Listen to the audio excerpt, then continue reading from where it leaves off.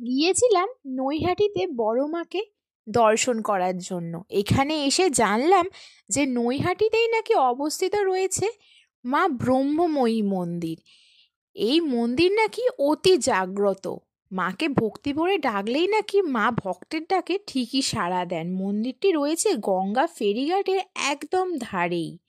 মন্দিরের ভিতরে প্রথমে প্রবেশ করলেই রয়েছে বাবা ভোলেনাথের মন্দির। তারপরে কিন্তু বাবা ভোলেনাথকে দর্শন করে সোজা লাইন দিয়ে চলে গেলেই মায়ের মন্দিরের ভিতরে গিয়ে মাকে অঞ্জলি ও পুজো দেওয়া যায়।